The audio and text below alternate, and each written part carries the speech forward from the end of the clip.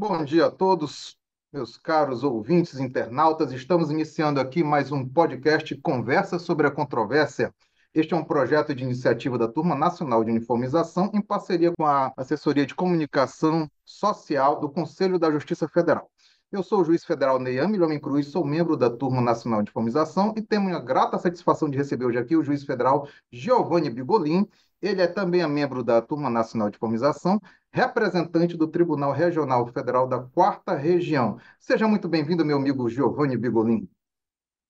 Bom dia, prezado amigo e colega Niame Homem Cruz. É um prazer estar aqui contigo e com os demais ouvintes e participando desse canal relevante aí para a divulgação das decisões da nossa Turma Nacional de Uniformização. Sejam todos bem-vindos. Obrigado. E aos nossos internautas e ouvintes, eu esclareço que Giovanni, além de juiz federal, é também mestre, né, possui mestrado em Direito Público pela Pontifícia Universidade Católica do Rio Grande do Sul e é também professor, né? Inclusive, é coautor do livro Temas Atuais de Direito Previdenciário e Assistência Social. Meu amigo, hoje estamos aqui e a finalidade desse podcast, é importante ressaltar, é que ele se constitui como um formidável meio de difusão das decisões da TNU, ampliando a publicidade em linguagem simples e objetiva, conferindo maior transparência às decisões judiciais e democratização do acesso ao julgamento sobre questões especialmente relevantes aos nossos jurisdicionados. É, portanto, um espaço de diálogo com a comunidade jurídica, os operadores do direito e também com toda a sociedade que nos assiste e nos ouve. E a controvérsia de hoje, vamos falar sobre o tema 358 dos representativos de controvérsia da TNU. O colega Giovanni é o juiz relator, portanto, ele redigiu o voto condutor desse tema 358 e poderá explicar para todos nós qual foi a questão de direito debatida e qual o raciocínio desenvolvido para justificar a solução apresentada pelo colegiado da TNU. Mas antes de adentrarmos no tema propriamente dito, o tema 358, eu gostaria de ouvir do colega que falasse um pouco sobre o que são sistemas representativos. Eles permitem um debate mais democrático das questões em julgamento, a participação dos chamados amigos curiae, amigos da corte, né? Nesse caso, eles participaram, houve uma colaboração com o judiciário. Meu amigo Giovanni tem a palavra. Obrigado, Niam, obrigado. Pois é, vamos tentar esclarecer. Primeiro, essa questão do representativo de controvérsia, ele é um julgamento um pouco diferente dos julgamentos usuais da Turma Nacional de Uniformização. O que é um representativo? O representativo é um processo que é escolhido, dentre vários outros, que possuem uma mesma questão de direito, mas que possui um potencial para se tornar um caso concreto paradigma, em que a Turma Nacional de Uniformização fixará uma tese, tornando então um tema repetitivo. O que vai acontecer? Ela tem um procedimento um pouquinho diverso do julgamento normal, que passa por uma fase primeiro de afetação. Depois, sobrevêm manifestações desses amicus curiae, essas entidades de um relevante caráter social e político, né, permitindo uma ampla discussão na sociedade sobre o tema, e após, então, o tema é pautado, é discutido e formulado uma tese. A partir da afetação, os processos que têm essa questão de direito controvertida semelhante, eles são sobrestados. Via de regra, o que é o sobrestamento? Eles ficam aguardando a solução que a Turma Nacional de Uniformização vai outorgar, né? Vai definir. E alguns aguardam esse processo durante tramitação na própria turma, mas a maioria aguarda na origem. Posteriormente, quando o tema, então, é discutido, fixado, ele vai retornar às turmas originárias e essas turmas, então, vão fazer uma análise, ver se esse tema realmente se aplica ao caso, a cada caso que está sendo ali debatido, ou se pode haver excepcionalmente uma superação ou não da tese. Esse é o regime do representativo, né? E no nosso caso, nós tivemos uma participação ampla, né? Foi afetado esse tema, né? Ele foi,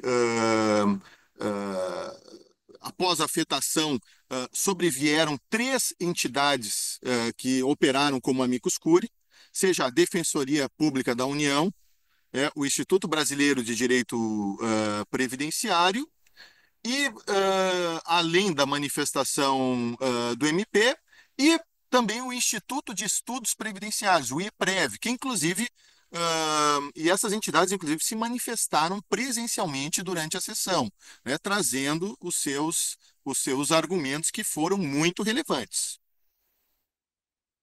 Perfeito. Então, podemos dizer que o representativo de controvérsia é uma forma mais democrática de construção das decisões judiciais. Sem dúvida, Toninha, sem dúvida. É através desse debate que nós podemos efetivamente visualizar melhor essa construção dessa controvérsia e providenciar um desenvolvimento de uma tese que seja realmente eficaz e que solucione realmente o conflito e traga a pacificação da questão posta. Perfeito. E já voltando ao tema 358, gostaria que esclarecesse para todos nós qual foi a relevância, qual é a relação, ele tem uma relação com a interpretação das inovações trazidas pela reforma da Previdência, que foi implementada pela Emenda Constitucional 103 de 2019. O tema trata de que benefício previdenciário, já que o regime geral possui vários benefícios. Tem um benefício específico desse tema? Houve modificação dos requisitos de acesso? E, aliás, para que nossos ouvintes entendam, o que são requisitos de acesso de um benefício previdenciário? Professor Giovanni, juiz federal. Perfeito, Toninho. Obrigado pela pergunta. Então, esse tema aí, o 358, que nos é muito caro, porque nós temos milhares de processos aguardando essa controvérsia, ele trata da aposentadoria por idade urbana. E a aposentadoria por idade urbana, que tem uma data de início após a Emenda Constitucional 103 de 2019. Houve, então, essa última reforma da Previdência, conhecido como Emenda Constitucional 103 de 2019, que ela foi publicada no Diário Oficial da União no dia 13 de novembro de 2019, e ela promoveu, então, uma reforma então, nos benefícios, né, do regime geral da Previdência Social, que não deixa de ser um seguro social, não é? E, particularmente, sobre a aposentadoria de idade urbana, elencou uma regra de transição, veiculou uma regra de transição lá no artigo 18 dessa emenda. Né? E gerou-se uma discussão exatamente se haveria ainda o requisito da carência para a aposentadoria por idade. Quer dizer, a aposentadoria por idade, ela exige, né, quais são os requisitos da aposentadoria por idade? Basicamente, lá no artigo 48 da Lei 8213, né, nós temos 180 contribuições, a idade 60 anos, basicamente, para a mulher, 65 para o homem, e, basicamente, o requisito, o atendimento da carência, Tá?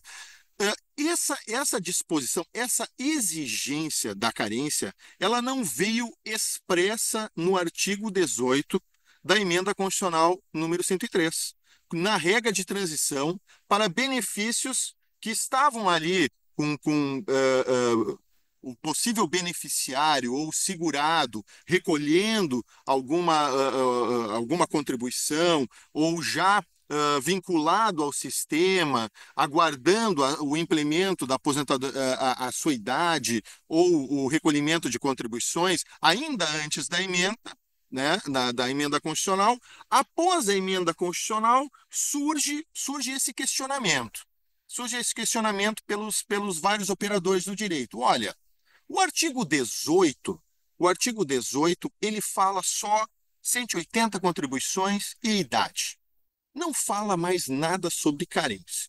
Ora, será que a emenda constitucional ela liberou esses segurados que implementam a idade ou as contribuições? E, sobretudo, colega Neia, é uma questão muito específica do contribuinte individual, que foi o caso que nós examinamos aqui na Turma Nacional de Uniformização.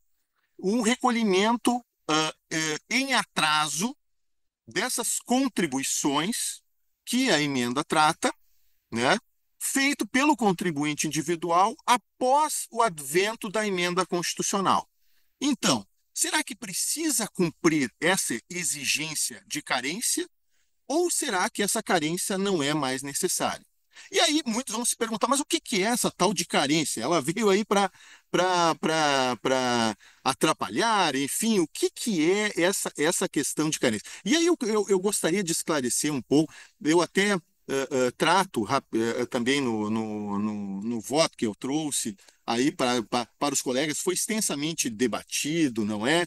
E a carência, ela tem uma disposição lá no artigo 24, 25 e 27 da Lei 82, 13, né? Então, olha, carência, o que diz a lei? É o período mínimo de contribuições indispensáveis para que o beneficiário faça jus ao benefício considerados a partir do transcurso do primeiro dia dos meses das suas competências. Bom, tá certo. Então, período mínimo de contribuições. Mas mais do que isso, né? Lá na aposentadoria por idade, lá no artigo 25, nós temos lá 180 contribuições mensais, né? 180. Nós tivemos regras de transição, também esse valor, já houve situações em que isso foi menor, né? A partir de 60, hoje 180 contribuições. Perfeito. Bem, no artigo 27, ele especifica, olha, o que são essas contribuições para fins de carência?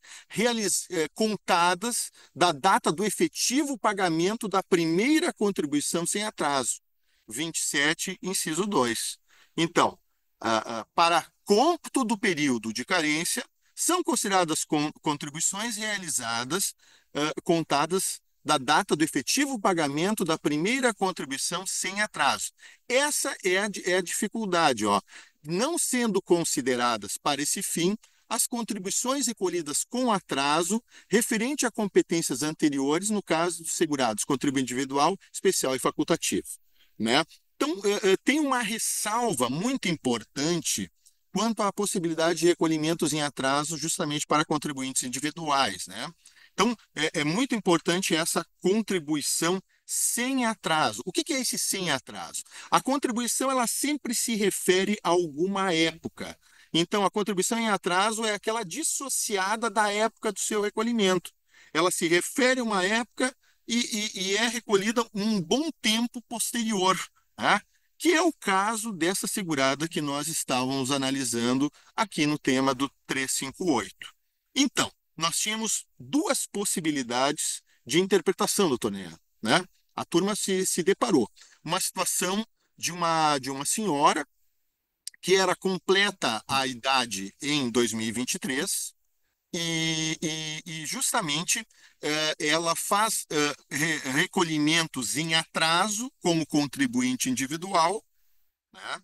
E a turma lá de origem, que é uma turma de Pernambuco, ela decide o seguinte: olha, realmente ela faz contribuições em atraso como contribuinte individual, ela tem idade, né, mais de 60 anos, ela preencheu as 180 contribuições antes da emenda e depois da emenda em atraso, e a emenda constitucional, lá no artigo 18, não trouxe mais nenhum requisito, e, portanto, ela teria direito ao benefício. Inclusive, também trouxe decisões do TRF Terceira Região, né, da 13ª Turma Recursal de Decisão Judiciária de São Paulo, que também eu acompanhava, né? Por outro lado, o INSS questiona essa decisão, dada pela Turma Recursal de Pernambuco, e diz o seguinte: olha, embora o artigo 18 da Emenda Constitucional 103 de 2019 não diga expressamente o requisito de carência, ele está previsto pelo sistema previdenciário. Ele está previsto pelo sistema previdenciário, que exige, na qualidade de seguro social, que o segurado preencha, né, que faça o recolhimento em atraso, considerando o recolhimento da primeira prestação sem atraso, observando realmente a regra do artigo 27, inciso 2 da Lei 82.13. Né? Então, nós aqui na Turma Nacional tivemos que examinar, mas como é que é o sistema da Previdência após essa emenda constitucional, né? 103 de 2019 realmente retirou a exigência da carência na aposentadoria por idade para aqueles segurados que implementaram a idade de contribuições posterior à emenda, né, 3 de novembro de 2019, ou será que ainda está mantida a exigência da carência como uma imposição do sistema? Esse foi o dilema, esse foi o tema que nós tivemos que analisar. Perfeito. Então, para ficar claro, os requisitos é idade e carência. E carência não se confunde com tempo de contribuição. Essa é a questão, né? Assim, é porque Perfeito. o contribuinte individual ele pode fazer esses recolhimentos retroativos, quando ele foi contribuinte individual, suponhamos de 90 a 2000, ele pode verter esses recolhimentos retroativos, chamada indenização, mas isso não se confunde com carência. Ele pode ter tempo de contribuição e não ter carência. E a carência é um requisito de acesso que continua presente, é exigido para quem quer se aposentar por idade. Qual foi a Sim. resposta dada a Pois é. essa pergunta? Então, doutor Nia, os argumentos foram ótimos, os argumentos trazidos pelos amigos Cury, pela parte autora, realmente são muito enfáticos, né? Muito enfáticos. Mas o que que nos pareceu, né? E nós amplamente acabamos discutindo. Lá, fundamental foi olhar, sobretudo, a regra do artigo 18, né, que é o cerne da nossa controvérsia. O artigo 18 ele inicia lá, né, doutora Ana, o segurado de que trata o inciso 1 do parágrafo 7º do artigo 201. Então, ele fala uma referência, quando ele elenca a norma de transição que prevê 60 anos de idade para a mulher, no caso, e 15 anos de contribuição, no inciso segundo, o que ele começa no caput fazendo uma referência ao inciso 1 do parágrafo 7º do artigo 201 da Constituição, que, por sua vez, esse artigo, do inciso 1º do parágrafo 3 do artigo 201, remete ao benefício de aposentadoria por idade mínima nos termos da lei. Nos termos da lei. Então, o artigo 18, que é da emenda constitucional, ele remete ao artigo 201, que fala nos termos da lei. Então, primeiro aspecto, não nos pareceu que houve uma revogação das disposições da Lei 8213, né? Como quis fazer crer a manifestação, por exemplo, dos institutos dos amigos Cury, né? Sobretudo da manifestação do Instituto de Estudos Previdenciários, inclusive em plenário, foi muito enfático nessa descrição dessa possível revogação. Mas a revogação expressa efetivamente não houve, né? Não houve uma norma, olha, enfim. E há uma referência expressa, o artigo 201, que remete nos termos da lei. E mais do que isso, né, doutor Ian?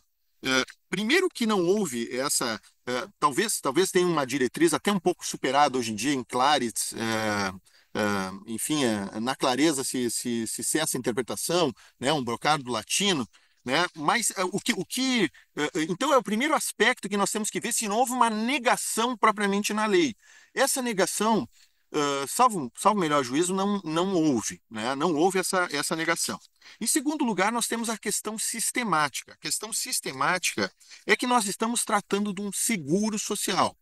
Então, não faria sentido para um seguro social que justamente prevê uma previdência que se possibilitasse o cumprimento dos requisitos posteriores ao seu evento, que no caso seriam, nós temos um benefício programável, que é uma aposentadoria por idade, e permitir que esses requisitos sejam cumpridos de forma posterior. Não faria muito sentido numa regra chamada previdente, né, de previdência social. Isso que vários autores defendem, né, Tonera? Então, como o amigo também coloca, né, vários autores se pronunciaram sobre isso. Eu cito o Carlos Alberto Pereira Castro, João Batista Lázari, o doutor Daniel Machado da Rocha, então, que são citados no voto, né, elencam essa questão da coerência da exigência ainda da carência, mesmo na regra de transição do artigo 18. E mais do que isso também, Toneia, nós temos uma conjugação. Na verdade, aqui eu até tem um aspecto filosófico que nos orienta também. Lá, o doutor Dworkin diz que a construção de um precedente jurisdicional envolve um romance em cadeia. Nós temos que dialogar com as decisões anteriores. E nós tínhamos uma decisão no tema 192 da Turma Nacional de Uniformização. O relator era o nosso colega Erivaldo, né, e que se referia ao contribuinte individual. O que dizia nesse tema 192? Olha, contribuinte individual, recolhimento com atraso de contribuições posteriores ao pagamento da primeira contribuição sem atraso. Perda da qualidade de segurado, impossibilidade de cômputo das contribuições recolhidas com atraso referente ao período entre a perda da qualidade de segurado e sua requisição para fins de carência. Então, nós tínhamos, se nós acolhêssemos a tese proposta, né, pelo advogado da autora, nós teríamos que rever, possivelmente, esse tema 192 também, porque nós também, esse recolhimento das contribuições em atraso, ao menos para aqueles segurados que implementassem os requisitos após a emenda constitucional 2019.